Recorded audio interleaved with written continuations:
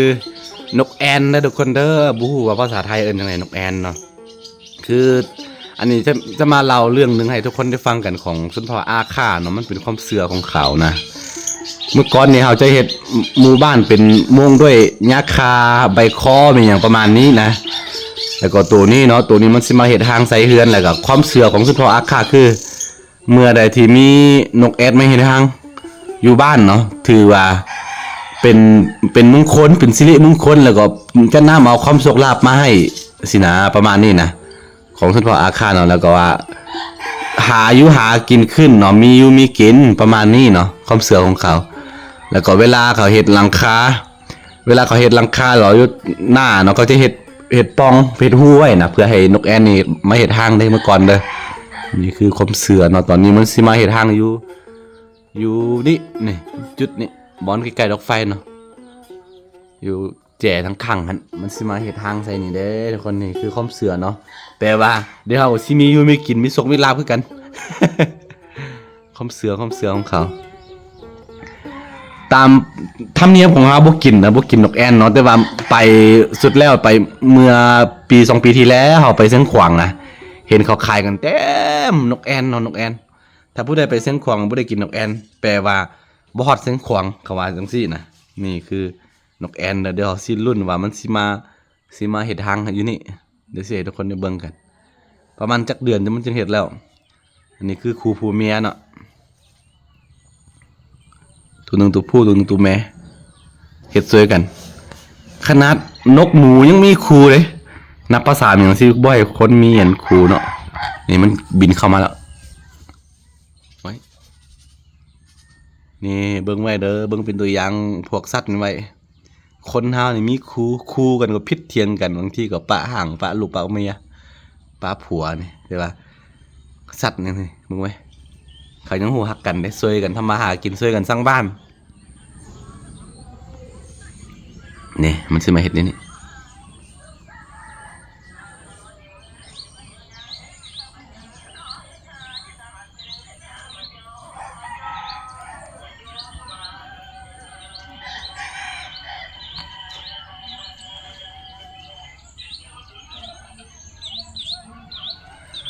นี่คือตัว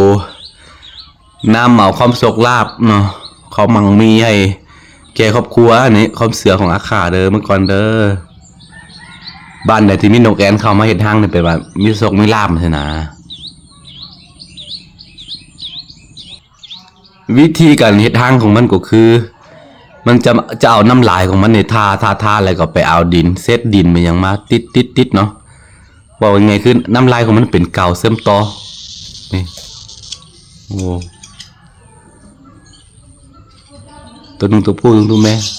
กำลังมาสำรวจพื้นที่มาสำรวจสถานที่เนาะ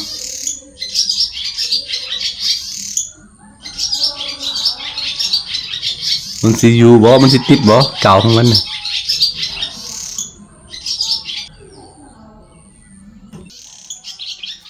หาสิสังเกตพฤติกรรมของมันก่อนว่ามันเฮ็ดจังได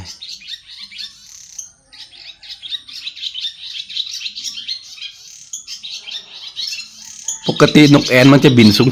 งๆอยู่ท้องฟ้าพุ่นแต่มันลงมาที่มันบ่ย่านเลยแต่ว่ามันเริ่มหา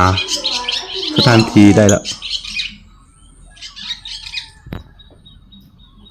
มาเฮ็ดทางนี่นะนี่นะ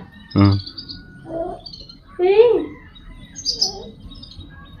นี่ใส่หางมันกำลังสิเฮ็ดพวกมันนี่ตลอดนะนี่มือแล้วเดี๋ยวสิได้ความโศกของมางของมีมาแล้วน้องขวัญนอนตื่นบ่ได้ล้างหน้าเถอะน้องขวัญเอาจุ๊บบาย FC ดูจุ๊บบายดูเฮ็ดได้เฮ็ดไหมนี่เพิ่มปัจจุบันเลย